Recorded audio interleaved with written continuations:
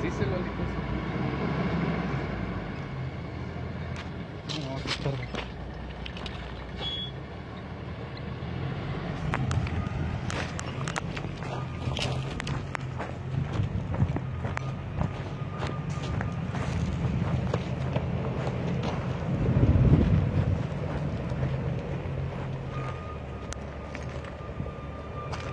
A ver, me voy a estar mejor yo.